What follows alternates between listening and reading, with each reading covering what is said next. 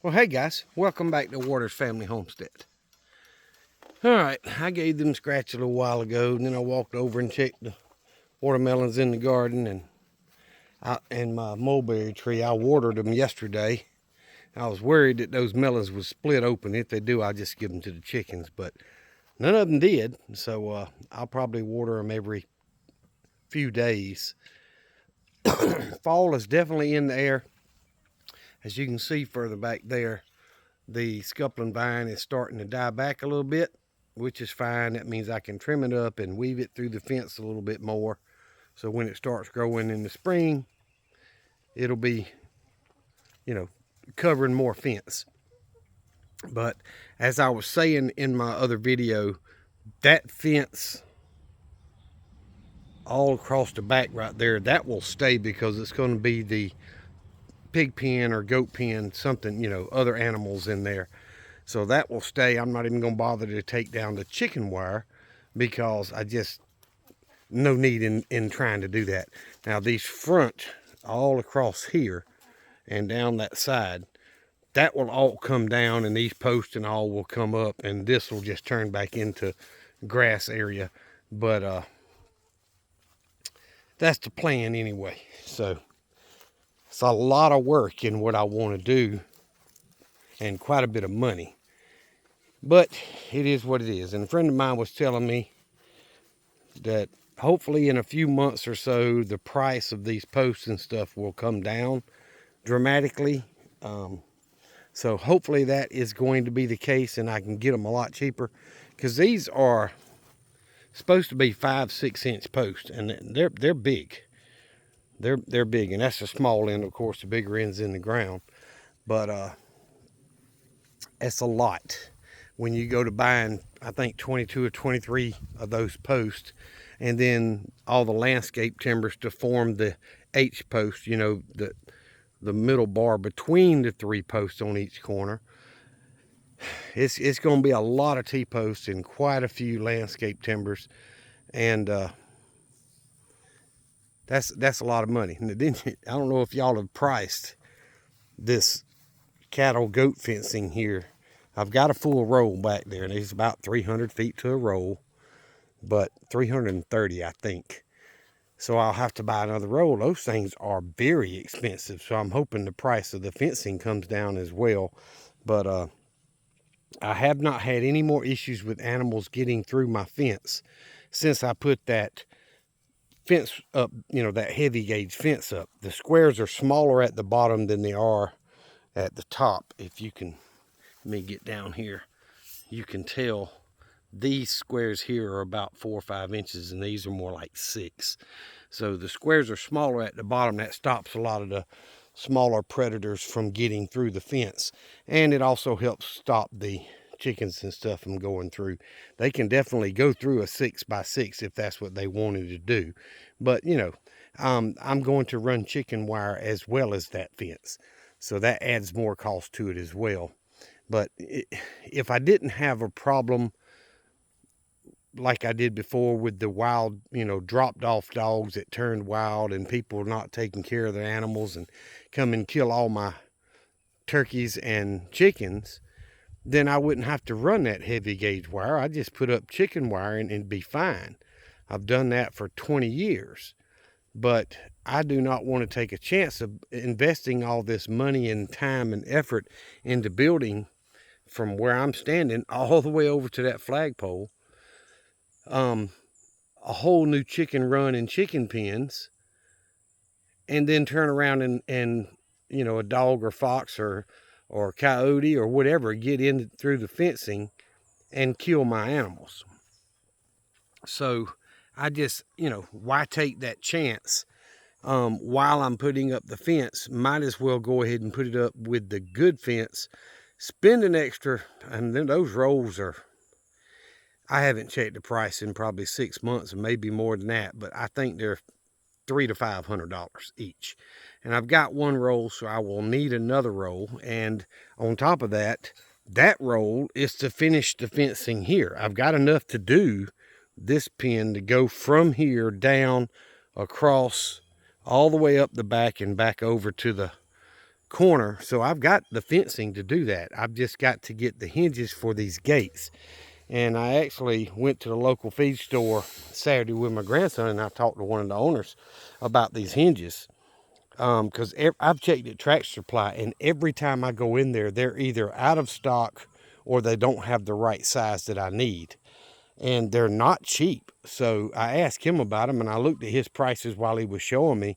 They're still not cheap, but I can get the size I need for these gates. And these gates, I'm not going to put metal on them like I did that 12-footer over there that I used to have on the chicken area here.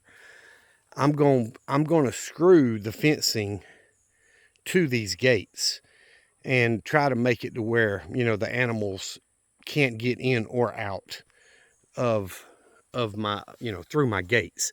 But the gates on the chicken runs and all are going to be wooden, and I'll build them myself.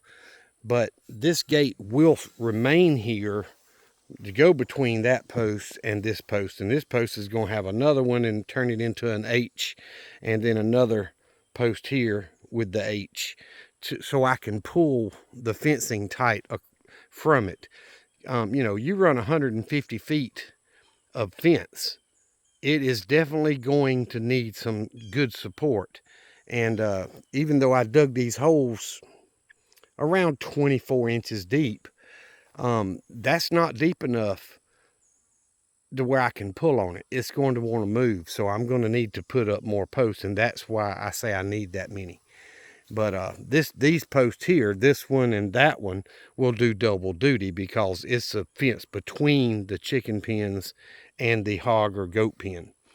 Now, I don't normally dispose of I shoot armadillos. Let me just put it that way. I shoot armadillos. Raccoons and possums and stuff that I catch in my yard or in the woods behind the house and stuff, I typically trap those and haul them off 5 miles away and turn them back loose into the woods. I do live way out in the woods. So that way I reduce the population here, and I have never had one that I know of get into my chicken pens and kill my chickens, but they can and they will if given the opportunity. So my fencing has helped with that. But I had a possum the other night when my grandson was here. It's hard to get him to go to sleep, and of course I've got cameras and he wants to watch the cameras instead of going to sleep, but he pointed out that they something set my motion lights off out here, and we ended up coming out and there was a possum that was trying to get into the chicken pens, and it was disposed of. So I take them when I do something like that, especially the armadillos, and throw them in the woods. And the buzzards were hanging around yesterday. Well, they smelled it yesterday, but I smell it today. So I don't really want to hang right back here at the back edge of the property a lot. But y'all, I don't know how well this shows up on camera. To me, it looks like it's longer than it really is on the camera than it does. But from here to my wood line over there, and I've got more property in the woods. I've just never been able to get it cleared. But from here to the wood line is about 200 feet, roughly. It's a little over 300 feet from wood line to wood line across my property. So 150 feet, that stops the fence before I get into the range area. And I bought that camper before I ever built my house, so 15 plus years ago, 16 years ago. And my brother and I completely gutted it inside, redid the floors, redid the walls. I mean, we completely went through it. And the guy that I bought it from actually works for an electrician, and he comes into where I work quite often. And he asked me if I wanted to get rid of it, that he'd like to have it back. And I told him the day when I saw him, said, look, you can have it. I'm not even selling it to him, because he said, I don't have the money right now. I said, you can have it. Just come get it. The only thing I want out of it is the water heater that I put in there, and it's an electric.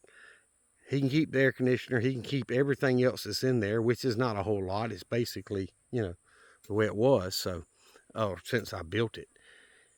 But it's going to need a whole lot of work because I ended up with a roof leak and never got over there and fixed it. So it's going to need a whole lot more work on it, and I just don't want to go through it again.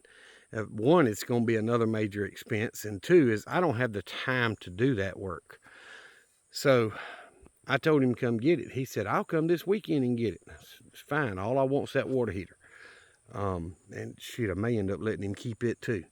But come get it out of my yard. My son parked it over there. We was moving in, I had it on the edge of the house on the other side, and he parked it over there for me with his truck. It's much bigger than mine. And my old 2500 HT Chevrolet, I could pull that camper around no problem at all. But my old Ford truck that I've got now with that straight six, yes, I can move the camper around, but that is way too much camper for that straight six to pull. So I'm just not interested in going through all that effort. So he's talking about coming get it. I hope he gets it this weekend, gets it out of the yard, and from the front telephone pole way up there, if y'all look, you can see it through the pole barn there. From that pole back to the berm on the range, it's about 190 yards.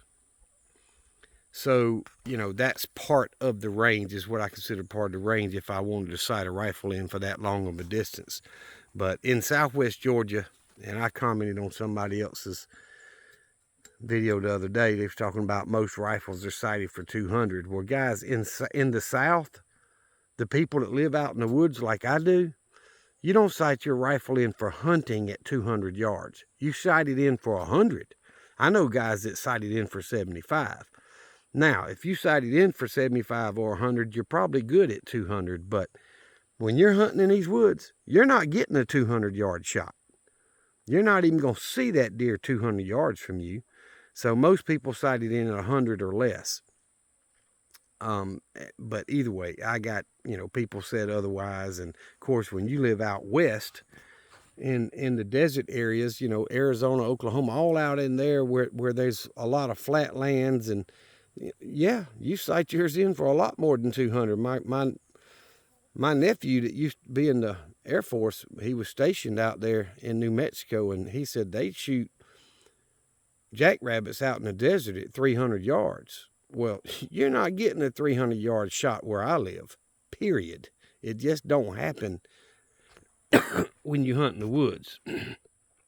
Now, you know, there are situations where people hunt power lines in big fields that they own. There are some long-range shooting down here. Don't get me wrong. I know a guy that regularly shoots 600 to 800 yards hunting, not a problem. But he also lives in the woods, but he's got a lot of cows and some huge cow fields. I don't have that. People around me don't have that. So I'm fixing to be 58 years old, and I can tell you most people I've known my entire life sight their hunting rifles in at 100 yards. If you sight it in at 100, you're good for 200 or 300 yards, and you're good for 50 yards. So anyway, this is the long ways. This is, you know, 100 yards is 300 feet. So, you know, we're only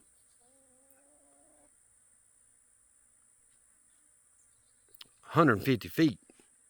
It's not really that long, but it sure looks like it when I'm standing here. I can tell you that. It may end up being 160 or 170, but roughly it's 150 feet to the flagpole. And I think that's going to be a much bigger area for my chickens and turkeys if I ever get any more, or guineas, or you know, whatever kind of fowl I end up getting down the road. I'd love to have me an emu, to be honest. You know, Cog Hill Farms got theirs. They've got 3 now, and if I ever got one, it would just be for a pet, like their Nugget, and you'd have to hand raise it and make it friendly and all that stuff. But I probably will never get one, for the simple fact that they are very skittish of new things. And I've got grandkids and children that are not here but, you know, 2 or 3 times a year 4 times a year, and I don't want them to be scared of that animal or it be scared of them. So it wouldn't be fair. But getting back to what I'm going to be doing, been rambling on long enough. I talked with my buddy that helps with my brother, and he brings his bigger tractor out and with the auger and helps me get the holes dug. I believe I can get him out here. We're going to wait until the end of the rainy season at the very earliest, but I'm going to get him out here. I'm going to mark the spots where I want holes. And when the ground is a whole lot softer and we've had enough rain to where it's not concrete like it is right now, he's going to come out with the tractor and the auger and drill all my holes for me so I can just put the post in and get them set up.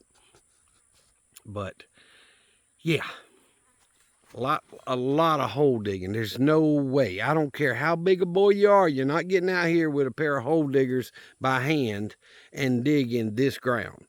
You will bend those hole diggers trying to break this ground because it has not had a substantial amount of rain in several weeks, and this ground gets hard quick. So anyway, just wanted to walk out and show y'all. I'm going to pause this thing. Well, I'll just do it.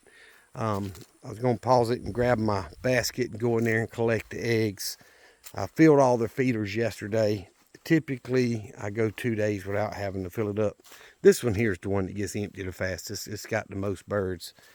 But they didn't even have a quarter of it yesterday. So I'll just grab my little basket and go in there and let's see what kind of eggs we got today.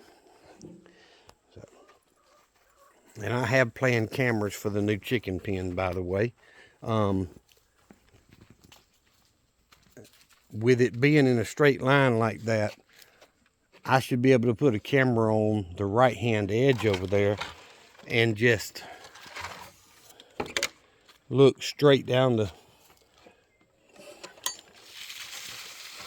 fence line and be able to monitor the entire chicken run area. I've got a camera up here, but I have to move it because I can't see all 3 pins. I don't have a post up here that I can mount the camera on. And if I did, I couldn't see that back corner.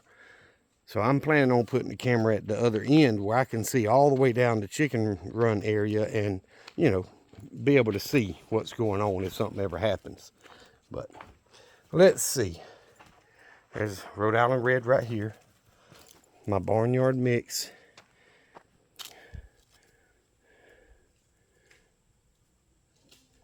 So 1, 2, 3, 4. There's 5 adults over here. And that one teenager little hen there. Now, something's moving in the woods back there.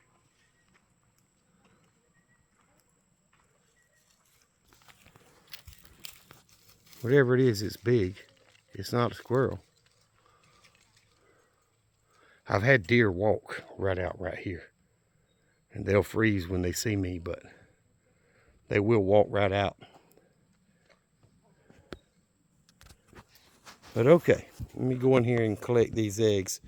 So there are 1, 2, 3, 4, 5 adult hens in this pen with Sue and 1 teenager, which if it's a hen, when I think it is, should start laying pretty soon.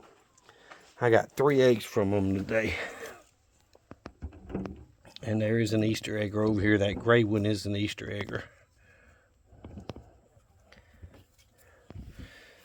So I've gotten 4 from over here before, but never gotten 5 or 6. I probably will springtime if they stay like they are.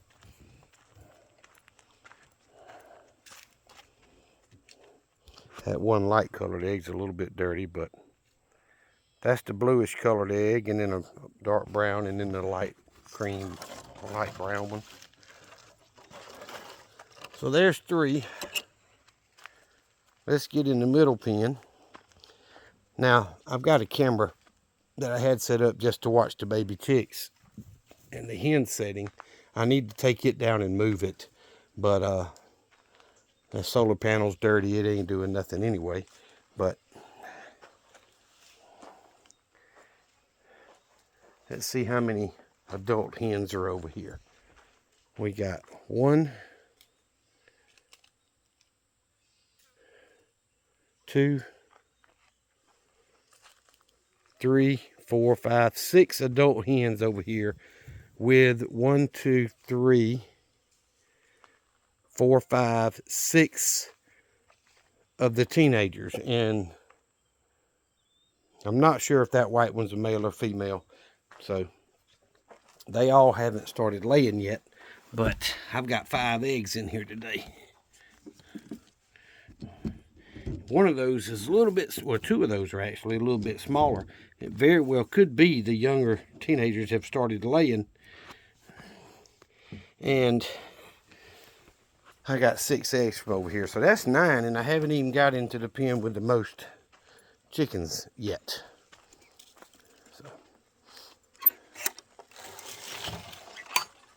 I was wrong on how many roosters I thought there was, though. This may be a rooster, but he also may be a hen. I think it's a rooster, just because the tail feathers are big, but the white knight over there is so big, those hens could be very big as well. So it may be a hen. I just don't know. I don't know that breed enough. Let's see. See, their feed's got plenty. They knocked their light down yesterday. I got to get it up and remount it. All right, there's 2, 4.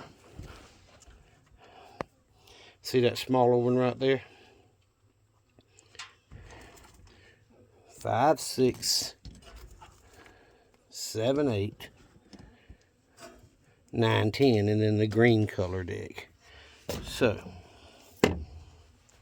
10 from over here, 5 from the middle, and what was it, 3 on the first pen. That's 18 eggs today.